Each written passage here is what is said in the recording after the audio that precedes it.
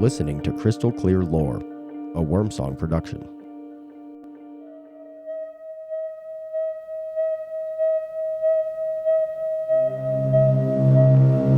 The penthouse office of Harlan Voss reeked of leather, aged scotch, and the faint metallic tang of lies. Floor-to-ceiling windows framed the glittering corpse of the city below, skyscrapers stabbing the night like broken teeth. Voss lounged behind a desk the size of a small yacht, swirling a glass of 20-year-old scotch while his lawyer droned on the speakerphone. It looks like there's another batch of flu cases in the river district, the lawyer said, voice tinny and bored. CDC's sniffing around the landfill again. But don't worry, I've made sure the permits are buried. We're golden. Voss chuckled. Golden? We're basically printing money.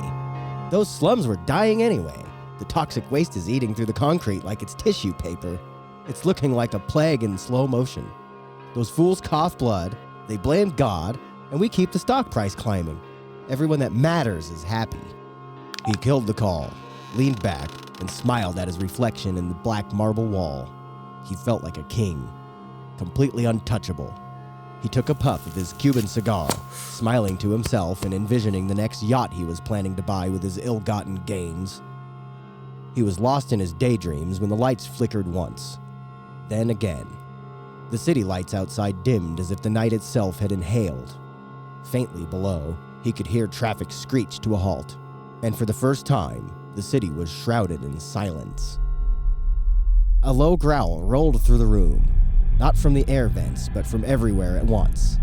Deep, ancient, wet with hunger. Voss's glass slipped from his fingers and shattered. He spun in his chair, preparing to lurch for the door. But she was standing there. Sekhmet. She wasn't just a woman, nor a lioness. Somehow she was both and neither. She was 7 feet tall, skin the color of sun-scorched sand, body corded with muscle that looked carved from stone. Her head was that of a lioness with golden fur, eyes glowing red of fresh arterial spray. A solar disk hovered above her head, faint but burning. She wore nothing but a kilt of blood-red linen and a necklace of human finger bones that clicked softly as she breathed. Voss's bladder let go. The warm stain spread across his Italian wool trousers. Security! He screamed, stabbing the panic button under his desk. Nothing happened. The building itself had gone silent, as though every soul inside had already died. Sekhmet took one step. The marble floor cracked beneath her clawed foot. I am the breath that ends empires, she said. Her voice was two sounds layered, the velvety purr of a huntress and the roar of a sandstorm. I am the plague bringer and the plague breaker. You have poured poison into innocent children's veins. Now I restore the justice that you have corrupted. Voss lunged for the hidden drawer where he kept his pistol. Sekhmet was faster. One massive hand closed around his throat and slammed him onto the desk. He felt the mahogany splinter into his back, his ribs cracking like dried kindling. He tried to scream. All that came out was a strangled gurgle.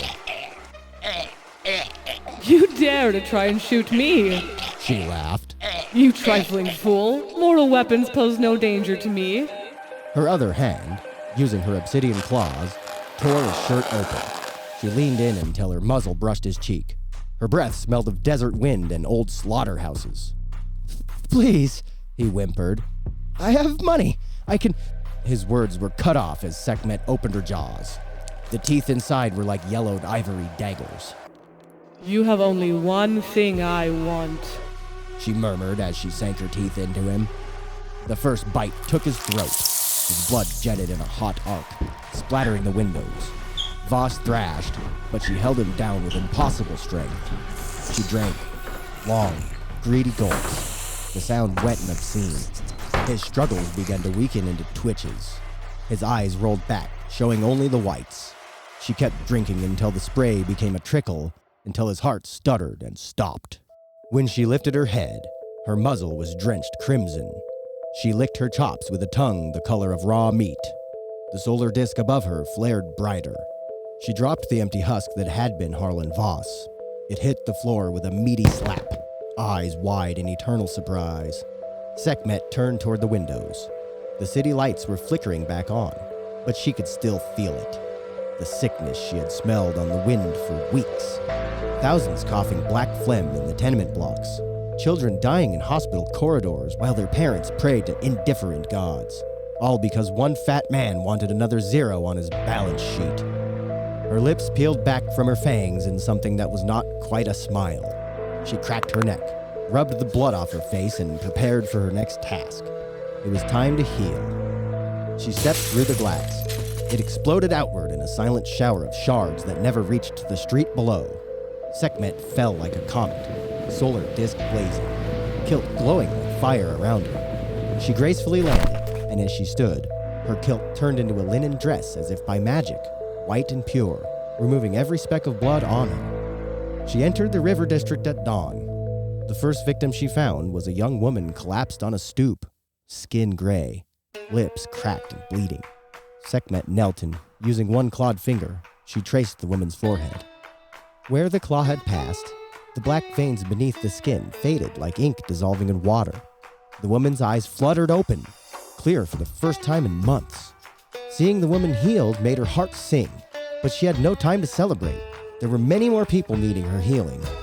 She walked the streets in her divine glory, the sun radiating from behind her. People who saw her began to scream from fear, but then fell silent as the fever broke in their bodies. In the crowded hospital wards, she passed through walls as if they were mist, touching foreheads, chests, and even tiny hands. The coughs quieted and monitors flatlined into steady beeps. Doctors and nurses dropped to their knees, some in prayer, some in pure animal terror. By noon, the plague was eradicated. There wasn't a single new case, and all the victims had been cured. The black phlegm dried to a harmless dust on pillows, blown away in the slightest breeze. Children began to laugh in the corridors. Old men stood up without any assistance. Sekhmet stood on the rooftop of the last hospital, looking out over the city that no longer stank of death. The solar disk dimmed. Her form shimmered, becoming less solid, less terrible. Remember me. She whispered to the wind. The next time your kings poison your children. Then she was gone. Only a faint roar echoing between the buildings, and the distant sound of a lioness purring in satisfaction. The city breathed clean air again, and somewhere, in the shattered penthouse, Harlan Voss's corpse cooled in a spreading lake of his own blood, eyes forever fixed on the empty sky where a goddess had passed righteous judgment.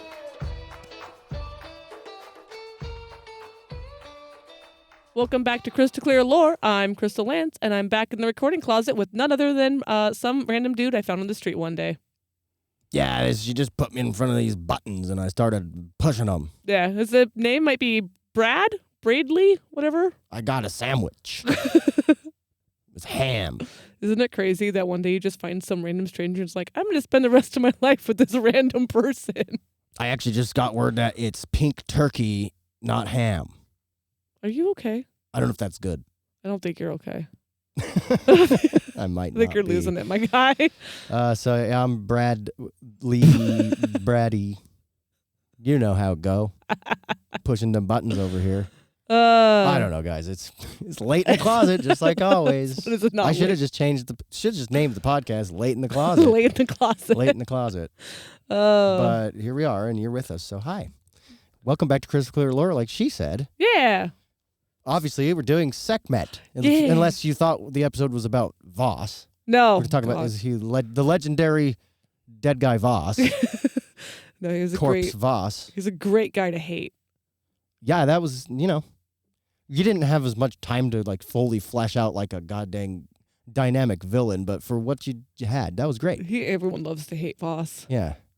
So Sekhmet is a special lady to me. She is my patron goddess. So I was wondering when you were going to get there. Yeah, I was opening with that. She's the number one goddess in the house, and she's the one that she literally she bullied me. I don't have the air horn queued up button. I'm gonna say this. She bullied me.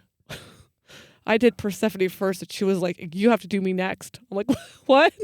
Yeah. After Eros and Persephone, she was like, "If you don't do me next, I'm upset with you." And I'm like, "Okay, I'm sorry." Yeah, you kind of had to give concession there. Yeah, so Sekhmet is an Egyptian goddess. As pagans, we call her Kemetic. So with a K, Kemetic. Why? Kemet means black land, right? It's ancient Egyptian for black land. Okay. It is what the Egyptians called Egypt. Oh, why the black land? So every year, about like in the middle of July, if I remember right, or early July, the Nile would flood, and the soil that was left after the flood was black, and that's what they would use to grow their crops. Oh, like the muddy soot stuff? Yeah. Algae and all that? Yeah. Yeah, a lot of nutrients in that. Yep. So yeah, black land, Kemet. I think that's what Starbucks coffee is. Probably. I'm not going to lie. It's pretty bitter. Oh, we probably never going to get a Starbucks ad now. Okay. Oh, no. So she is the second goddess we've covered, and like Persephone, Sekhmet has a lot of epithets. Epithets? Epithets. What is an epithet, real quick? So like a nickname, but it's a phrase. Oh, Makes sense? Gotcha. So Like the boy who lived. yeah, that's an epithet. Okay. Sekhmet was also called she who is powerful or Mistress of Dread. Oh. She has also been called one before whom evil trembles. Yeah. But then she's also called a Lady of Life. Other ladies are also called, but that's ladies of night. No, yeah, it's different. Sekhmet is I would almost say unique goddess. Okay. Kind of like, and I know I'm keeping Persephone on this one, but Persephone had the whole like spring, and then she's also queen of the underworld, right? Two very different sides of her. Oh, yeah. Sekhmet is the goddess of war, but yet she's also revered for her healing prowess and medicinal skills. War never changes. Yeah, you gotta do it I better. didn't do it good. No, you didn't do it good. I'm not an expert. That's fair. She is capable of creating or curing any disease instantly. That's too much power, That's even for a goddess. But who am I to judge? fair enough. That's sketchy. Well, so be a little wary here. she's also a fierce protector of justice, and she's a mighty warrior against chaos. So no chaos. She's not. Chaos. I will say this: she does not like chaotic energy. That is not her jam. And she's very fiercely protective of justice, like Mahat, the tenets of Mahat that we live by, as the Kemetic witch. Yeah. It's 42. It's a whole thing. She's very much like, that's justice. We have to protect justice. It needs to be this. And it doesn't mean justice as in like legality, right? So the reason I chose Voss for this was like, technically, yes, Voss was doing illegal things, but he was sliding through the legal loopholes. But it wasn't justice because innocents were getting hurt. Exactly. So justice is like, I mean, there is an an objectivity to justice. It's true. So, because it kind of lies in the truth. Yeah. Something is either, wrong or right. So like most Or Egyptian... good or bad, I guess. Bad or evil. I don't know. However you guys... I'm sorry, I didn't mean to cut you off. But it's like everybody kind of has a different way of looking at it in a way, but at the end of the day, it's the same kind of duality. It is. Like we always have that good versus evil type thing, right? Or right versus wrong or whatever it is. Exactly. Like most Egyptian gods, she's like a human body, but with an animal head. In Sekhmet's case, she is a lioness. She has the solar disc on her head, which is like, it literally is like a circle, usually painted red, usually has a snake around it. It's called a solar disc. It looks cool. She is usually depicted in red. Sometimes she is holding a scepter or an ankh. The ankh looks like a cross. Big ankh energy. Oh my God. I was trying to Gotta avoid it. be a hashtag now. I was trying to avoid it. For people, You knew it was coming. I knew it. I was like, he's going to make a quip. Yeah, big ankh. An ankh looks like a cross, but at the top, it's a loop instead of like the actual top of a cross. You've all seen it. You just didn't know it was an ankh. It was called an ankh. It's the symbol for life. Yeah. Sometimes, because she is a warrior, she is even shown wielding a kopesh, which is like the curved little like sword that the Egyptians have. Blade. Yeah, it's a sword type thing. Sure. Pretty much, watch the Mummy, the little ones that look like a seed. That's what the kopesh is. Yeah, like, I was going to say, think Aladdin. I don't remember how many there were. Those are more scimitars. but it's similar, isn't it? No. then I'm thinking of the wrong thing. Literally looks like a Is it thinner then? C. It's a thinner Very blade, thin. but it's curved. Yeah, it's not like curved like it's a straight line. It's slightly It's like bent. a C. It's literally like the letter C. Like, okay, gotcha. No, I know. I see it in my head now. Yeah. Sometimes she is also depicted with a bow and quiver with 7 arrows. 7 arrows. That's all she gets is 7. Also, I forgot to cut in earlier, but when you were saying she's really into justice, I was just, and while I was reading the story, when we were recording the story, I just kind of felt a Batman vibe. I mean, just a hint of a Batman vibe. She's standing, looking over the city, thinking about justice, just boiling her blood about the injustice. I will say I literally just read the Batman Family Adventures on Webtoon before I wrote that, so that's very possible. She might have been like, hey, that's, you know, It's a she might be Bat family. inspired. She might have been inspired by your Batman dealings. Maybe. I don't know. I like the kind of the tone of it. I bet you it's Batman. Because of that, yeah. Yeah. Well, it is bad. Just the standing over, because how many times does Batman just stand over Gotham? That's fair. And I guess think about the injustice. I don't know what Batman thinks. It's a long road with the injustice, dude. There's usually like a monologue or something, and you know. Yeah, it's true. We couldn't get Mark Hamill to voice Sekhmet though, guys. Sorry. No. Oh my God. Well, he did the Joker, but Can you imagine Mark Hamill though as Voss? Oh, it'd be so good. Yeah. Someday. I have dreams and aspirations, and Mark Hamill might be one of them. It's definitely one of them. So Sekhmet's powers are immense strength, combat prowess, and insatiable bloodlust. She's Batman. No, the bloodlust. Batman. The bloodlust. Batman doesn't kill. That's like his whole shtick. Doesn't mean he doesn't want justice. That's why I didn't watch. I guess Batman v she's different. Superman. She's a little bit more brutal than Batman. Yeah, she's like Red Hood. She's a lot more no nonsense. She's Red Hood. Okay, fair. That's better. I'll stop comparing her to pop culture things now. I just your story just specifically had a Batman feel. That's all. Again, I just read Batman stuff. Yeah, so that's good. She's been also known to breathe fire. There's a couple myths that pointed to her breathing fire, which I thought was really cool. I should have just waited 2 seconds to say she's Batman, because that just ruined the whole thing. It did. Yeah, like I said earlier, she can cause plague with her 7 messengers, her arrows, but she can also just stop it in its tracks too.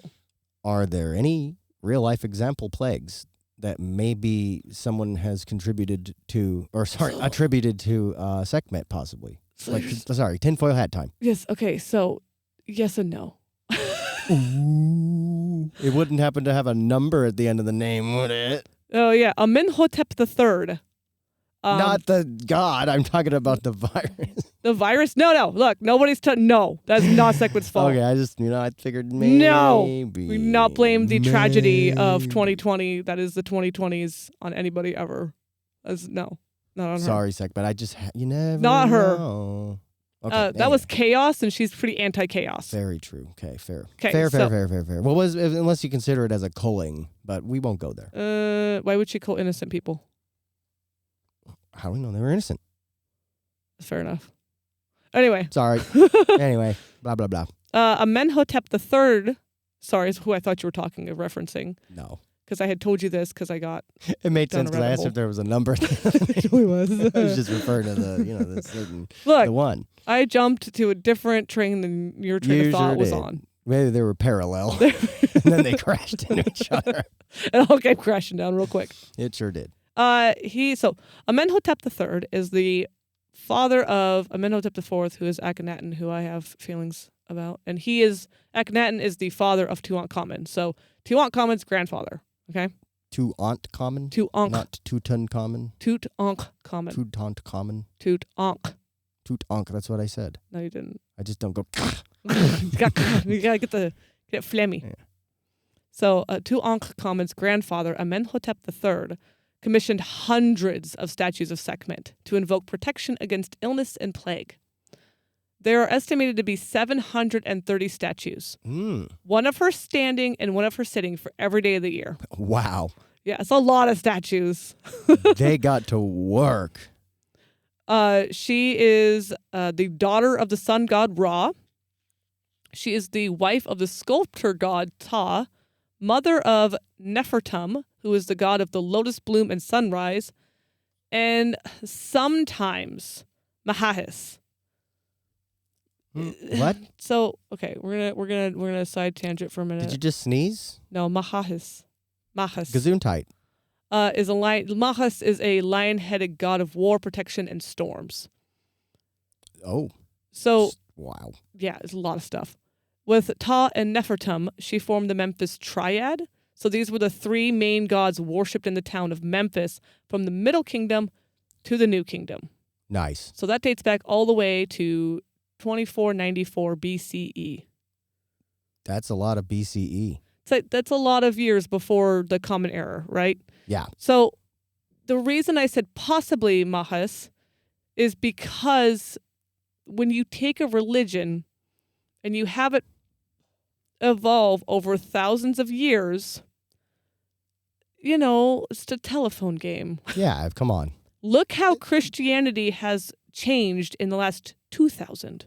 Yeah, that one's a little more complicated than the telephone game because that was like somebody edited the signal in the middle. Right. Well, it's even worse, but anyway. We don't know if that happened with Kemetism. Yeah, who knows how many thousands of years ago? That's, So no, I mean they know how many thousands of years. I mean, who 5. knows because of how many thousands of years ago it was. Right. So when Christianity has evolved into having over 45,000 different what is it called? Domains? Nope. Not dominions. Denominations. Thank you. That's we the got word. There. We got there. 45,000 denominations in 2,000 years. Disney only had 101 denominations. I'll smack you. That was Dalmatians. You have to think when it's 5,000 years that there's going to be a lot of changes and a lot of shifts. And, well, some say this, but others say that type thing, right? I think that 5 years is a long time. And so when you say 5,000 years, my brain turns off. Just doesn't even try to wrap its head around that amount of time. And that's what we know. So, yeah. That's what we know. It could be older. I think about trying to remember lyrics from like a song from when you were a kid, right? Yeah. They're not all there. Nope. And you're talking about a story passed down for thousands of years. Yeah, sorry, I'm hung up on it. It's hard to fathom. Well, and that's the thing is like stuff changes, right? Yeah, exactly. I would love to know, but who knows what the original was like? The original tales or the original, even just the original witness. We can kind of find the originals. So Ooh. How close to first experience? So before we get into her myths, though, I'm sorry. I'm jumping rails and stuff. I'm just excited. We have to understand that we cannot judge this book by its title. What's this book's title? Okay. We can't judge it. It is called The Book of the Heavenly Cow. Look. The Book of the Heavenly Cow? Yeah, no, it'll... So the thing is like, I can't find the date. It's written during the Middle Kingdom, right? So that could be all the way back to about 2500 BCE, as I said earlier. Yeah. They don't know when exactly, but it's dating back to that. Now, it's the most famous myth with her. And again, there's issues with it. Aren't there always? Okay. So once upon a time, when Lord Ra ruled Kemet, mankind began to revolt against him. In his fury, he plucked his right eye from his head and created Sekhmet from it. Don't ask. I don't even know how to start with that. Wow. Don't know how to start with that. He sent Sekhmet to destroy those that would go against him, but he had not planned on her intense bloodlust. Even after the rebels had been killed, she did not return or relent. And it was then that Ra knew that he done fucked up. He done fucked up. He fucked up bad. Because you gotta remember, she went out to kill the rebels, but then she was like, oh, I really like the taste of blood, so I'm just gonna keep killing right now. Sorry. So Ra ordered 7,000 jars of beer to be dyed with pomegranate juice or red ochre. Again, changes. I can see where this might be going. And then he poured it into the Nile while Sekhmet slept. Oh, boy. She woke up and was so ecstatic about the river being just full of blood that she drank deeply from it. That wasn't no blood. She got drunk, Yep. passed out, Yep. and then here's where the story really diverges. Okay. She has 3 endings. Is this a choose your own adventure now? Telephone game. Yep. Sometimes she is transformed into the cow goddess of love, Hathor. That would make sense for the Book of the Holy Cow. Yeah. But a lion into a cow doesn't make a lot of sense. Sometimes she is transformed into the cat goddess of healing, Bast or Bastet. Doesn't make sense for the book title. Does make sense you would get lion to cat. Yeah. Sometimes she gets so mad at her father for the deception that she leaves Egypt and the sun's power is diminished. She is then convinced to return by Thoth, restoring the sun to its full glory. Okay. Yeah, clearly it was more like number 1. 1 or 2. I would say, just as a layman. I would say using 1. Context. I would say 1 or 2, honestly. Yeah. Like the third one is a maybe though too. The problem is like, like I said, 5,000 years to work on this story. Things have changed. Exactly. And what we have from the Book of the Heavenly Cow could have changed from the original story from the Old Kingdom, which we don't even have anything on her for. But they're still finding things. Bummer. Because it's a vast country and it was a vast kingdom. So that's what it is. Maybe they'll find even more then. They might. I'm sure they will. So there was a yearly festival of Sekhmet, and people would dance, play music, and ritually imitate Sekhmet's drunkenness with large quantities of beer and wine. Okay, what have I always said? Get drunk, have fun? Well, no. You've always said that. No. Oh. I don't even drink much.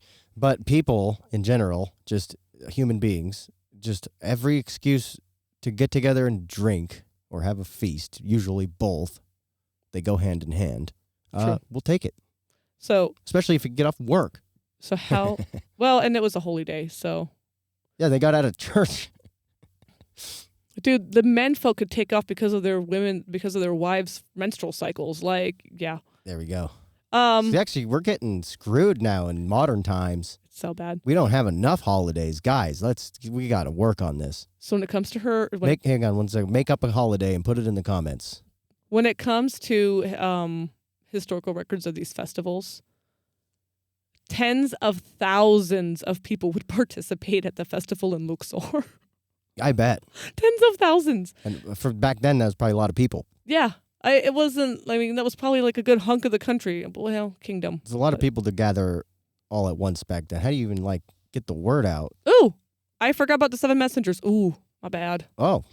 I got completely sidetracked here. This is why I still am employed by Wormsong Media.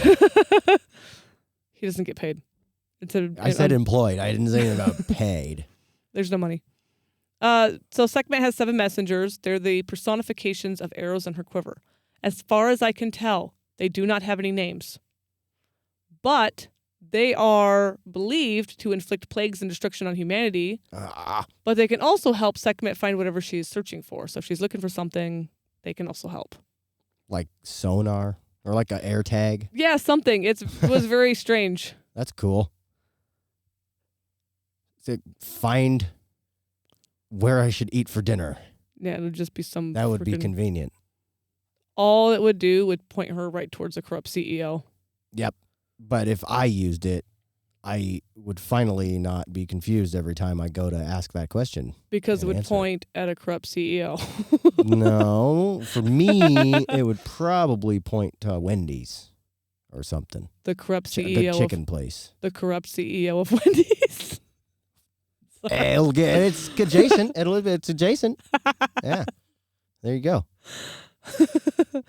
Yeah.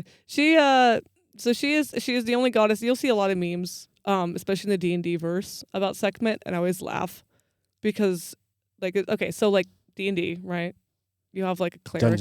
Dungeons and Dragons for you uninitiated folks. That's a board game. No, I'm sorry. It's a TTRPG. Horrible. It's a tabletop role-playing game. There you go. Look at you Not go. a board game. There is a board if you want. There's maps, but whatever. So you have holy warriors, right? Clerics and paladins, right? And there'll be a lot of times being like, oh, well, can I have 2 domains? Nope, you only get 1 god. And it's like, fine, I choose Sekhmet. Friggin' war and healing. Good luck. There you go. Screw you, I get both. Pretty good god to have in your corner, which I have to bring something up to that attitude. Not too many media depictions of Sekhmet, at least not overt. Well, because fair. honestly, very underrepresented for such a cool goddess. I don't understand why. Because she drinks people's blood, babe. Yeah, but you'd think there'd be more metal bands and like darker like video games and more iconography about Sekhmet. I don't understand why there's not. I never really did about the Egyptian gods, to be honest. Is it just because they're so confusing? Is it played out? What's the deal there? I don't know. Understand? I don't really know. I do know Sekhmet like also is colloquially thought of like this is the first vampire because of her blood drinking. Ooh. So you think that would get like some more stuff? Yeah, But, you think that would be big? yeah. Everybody likes Vlad. That's true. You know. But I will say, like, as a Kemetic witch, the joke of being a Kemetic pagan is like, oh, you forgot? I wish I was surprised. Like, everybody kind of forgets we exist. Yeah. I mean, I didn't even once ever think about it much until I met you, seriously. So. It is what it is. That's just a big part of my life. It's like me in my whole area, because we have, like, a local pagan fest. We have a bunch of, like, other pagans around that do, like, other events, like Ren fairs and Viking festivals and stuff. It's like me and my best friend, and we're just kind of hanging out in our corner, being little Kemetic witches, being like, it's just us. Yep. There's like thousands of people, but it's just me and you. Yay. Well, hey, if there's any other Kemetic witches out there, put it in the comments. Hi. You know what I was going to say. Hi. No, seriously, she's lonely. She needs a friend. I'm so lonely. Her name's Crystal. I'm so sad. How cool is that? That's very sad. I'm very lonely and very sad. She likes long walks on in the dark. I do. Not really. No, but I love long. Twilight walks are the best. Oh, they're so nice. We could have a whole episode about Twilight walks. Not the book series. I was going to say. Because that made me sad. Yeah, but anyway, sorry. We were digressing a little far. But yes, so. The festivals. Yeah, Sekhmet she is pretty underrepresented in media. And like even with Moon Knight coming out, and I think they're finally doing season 2. Yeah, I heard that was a thing. Maybe, I don't know. You know. One thing I noticed is like, okay, so in Moon Knight, spoilers if you haven't watched it. Okay, everyone needs to skip. Hang on. Spoiler alert. Skip like a bit. If you I haven't watched don't Moon have a Knight. timestamp. Sorry. Just skip it. Skip. So I'll let you know when it's not a spoiler. It's not going to help, but there you go. the part in the show where like they have all the not avatars, but the spokesperson for the gods. Yeah. Right? So there's like Osiris and Taweret. I can't remember who else was there. But Sekhmet was one of those. And I recognized her because I saw her lion head. I saw the soldiers going, that's Sekhmet. So she actually was like there, but she was there very, very, very smally. Just enough to get excited. Yep. They were way more concerned about Amit and Taweret and Khonsu, who they did dirty. I will talk about that when we do Khonsu. Marvel did Khonsu dirty. But we need to have some... we need like a bonus show for these kind of things. It's a whole They're thing. tangentially related, but just not... They wouldn't make it into the convo for real. But I think that's the only thing I've seen in Sekhmet, like, honestly... media-wise, and it's very much like a very small thing. Like I was actively looking for her to see her. I just think she could be a good villain. She could be a good protagonist. She could be a good protagonist turned villain. She could be a good anti-hero. She's kind of an anti-hero. It's a very versatile character archetype, and I don't understand why she's so underutilized. This is an outrage, honestly, to be honest. So, like, I think it's time to start bringing up the Egyptian gods, guys. And not the ones that are already overplayed, but just in general in media, they're just all underrepresented. It's sad. Well, the big one is everyone thinks of like Anubis, and then yeah, but the problem is like people barely think about them in general anyway. So, but yeah, there's the big ones: Anubis, Ra.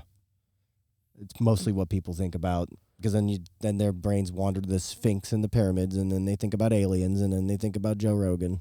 I guess she's in season 2 of Castlevania, which we didn't watch. That's why, there we go. We didn't watch that yet. I'm going to be real. It's on real. the list. Guys, it's on the list, but then we started watching Doctor Who. That's fair.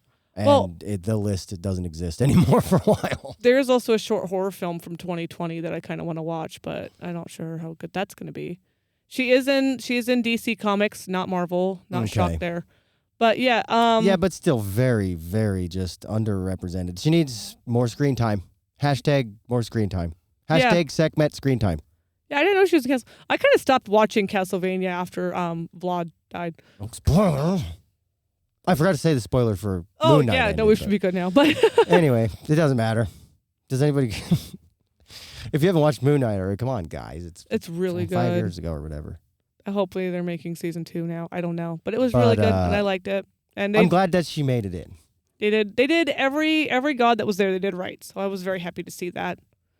But this was a big, important episode for you. This was your goddess. It was. She had your back. She's in your corner. It's funny is like, you go into like r/Kemet and stuff, and even then they're like, yeah, so there's like 2 other followers of Sekhmet. And I was like, hi guys, how are you? Even a desolate subreddit presence. This is brutal out here for y'all.